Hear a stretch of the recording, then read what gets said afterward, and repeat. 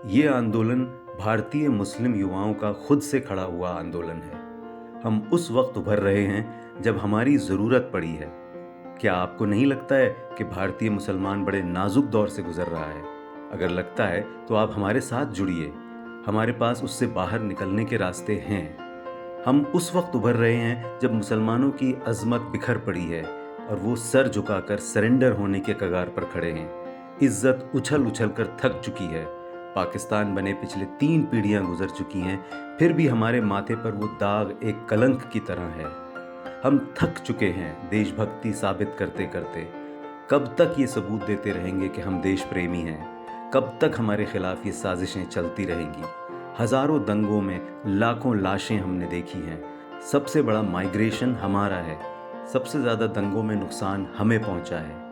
आज सबसे कमज़ोर हम हैं, इतने कमज़ोर कि हमारे सामने दिन दहाड़े बिल्कीस बानो के बलात्कारी और उनके फैमिली के कातिल सज़ा माफ़ करके छोड़े गए और हम तमाशबीन बने, सिर्फ देखते रहे।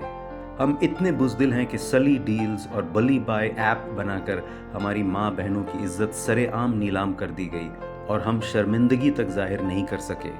हमारी हर नाकामी की वजह हमारी अधूरी शिक्षा और हमारी तंग नज़री है, जिसकी वजह से हम अपने अधिकारों से वंचित रहे हैं। हम इतने डरे हुए हैं कि हमारे मोहल्ले बहुत तंग और छोटे होते जा रहे हैं, मगर हम भीड़ की तरह उन्हीं में ठुसे हुए हैं। हमें एक इनकलाब की ज़रूरत है जो मुसलमानों में सामाजिक, आर्थिक और तालीमी बदलाव लाए। हम किसी भी मुसलमान से ये नहीं पूछेंगे कि क्या तुम मुसलमान हो, बल्कि जो खुद को मुसलमान मानता है वो तो मुसलमान होगा। हमारा मकसद सक्षम और बेहतर समाज बनाना है। हमें अपने कामों पर मजबूत भरोसा है। इंशाअल्लाह हम एक एक कदम कामयाबी की तरफ बढ़ा रहे हैं। आज की हमारी हालत ऐसी है कि अगर हम समाज हित में कुछ अच्छा सोचते हैं तो कट्टरवादी मुस्लिम हमारे खिलाफ अनाप शनाप बोलते हैं और कट्टर हिंदुत्ववादी हमारे खिलाफ आए दिन नई साजिशें कर रहे हैं, भद्दी गालियां दे रहे हैं और हमले कर रहे हैं। हम उनसे तो लड़ लेंगे, मगर हम जिनके लिए लड़ रहे हैं उस कौम का भी कुछ फ़र्ज़ बनता है कि अपनी सोच को बड़ा करके अपनी कौम के मुस्तकबिल के लिए दिमाग खुला करें।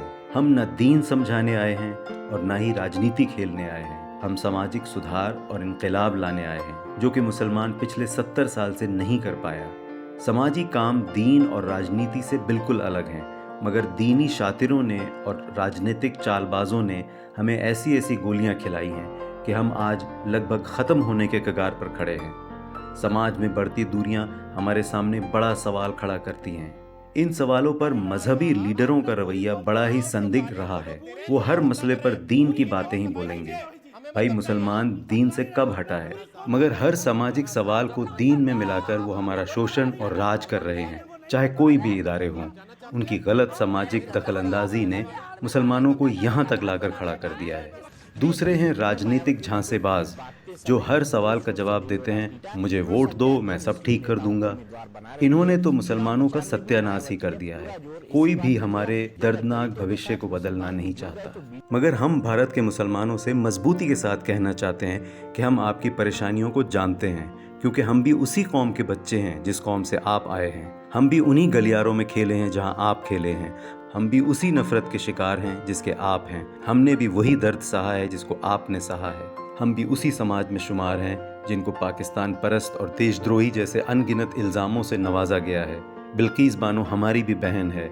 मोहसिन, अखलाक, जुनैद और नासिर जैसे अनगिनत मॉब लिंचिंग के शिकार हुए लोग हमारे भी तो कुछ लगते हैं। बड़ी मेहनत और मुशक्क़त के बाद हम इस नतीजे पर पहुँचे हैं कि अगर हमें अपने समाज और कौम को मजबूत करना है तो ये संघर्ष तो होगा ही, मगर हमारा संघर्ष किसी हथियारों का नहीं है, नफ़रत का नहीं है, सड़ी हुई मानसिकता का नहीं है, गाली गलौज का नहीं है, सिर्फ़ और सिर्फ कलम और दिमाग का है और प्यार का है। हमारे पास वो प्लान और मंसूबा है जो भारतीय मुसलमानों को कुछ सालों के अंदर सबसे मजबूत पढ़ी लिखी और आर्थिक, सामाजिक, धार्मिक, नीति और मूल्यों से भरी हुई कौम बना सकता है। आप सभी खुद को युवा समझने वाले भारतीय मुस्लिम हमारे साथ जुड़कर हमारी कौम को तरक्की याफ्ता समाज बनने में मदद करें। शुक्रिया।